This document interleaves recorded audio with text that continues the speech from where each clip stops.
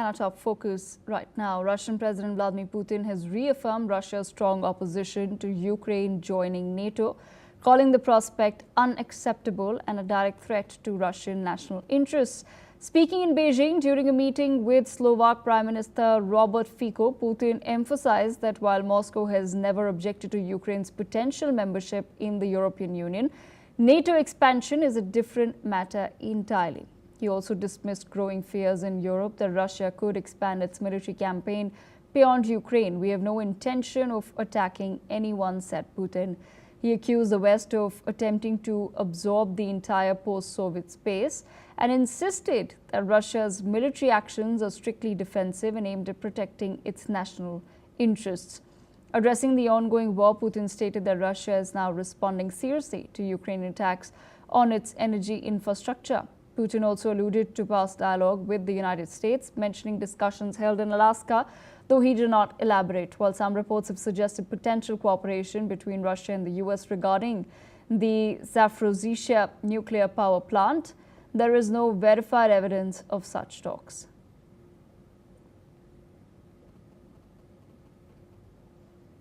Mr. Glenn Grant, former advisor to the Defense Minister of Ukraine, joins us on the broadcast. Mr. Grant, I have to understand from your perspective, when Vladimir Putin says that Russia will not have any objection to Ukraine joining the EU, what exactly do you make of that statement? I think everything that Putin says is either a direct lie or a distraction. So I'm not actually sure why you're listening to him any more than listening to Hitler during the Second World War. It doesn't make any difference what he says because he'll change it to suit the circumstances as we go along.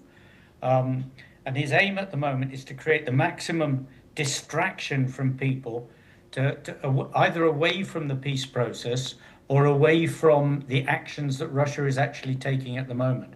For example, his comment that they have no axe to grind against the European countries, but he's attacking the European countries and has been solidly for probably now 15 years, including blowing up ammunition factories, cutting power cables between countries, and killing people on sovereign soil in Great Britain, and recently with the GPS attack on the aircraft flown by the flown with the chief of the European Union. So I think that we need to just look beyond these things and understand that Putin is intent on this war, continuing the war and genocide in Ukraine.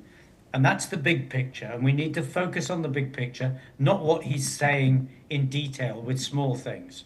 Okay, Mr. Grant, then focusing on the big picture, why do you think there is no effort being made towards even a temporary ceasefire, and what really becomes the end goal here? Because ultimately, someday the hope is that the war does have to end. Well, I mean, let's look at this sensibly. There is a huge effort going on for a ceasefire, but it's on the Western side, with people looking to how we can actually protect Ukraine in the long run, and supporting Ukraine. But remember that Russia started the war. Russia doesn't want a ceasefire. If Russia goes for a ceasefire, it's only for a pause to allow it to regroup and then do something else. Because ceasefires are political activities. Russia intends to keep the war going. So any thoughts of a ceasefire are just, I'm sorry, but they're pie in the sky. And I've been saying this for months and months. Putin is buying time to try and take more ground in Ukraine, and this will continue. All right, Mr. Grant, thank you so much for joining us in NewsX World with that perspective. In more news, Russian drones have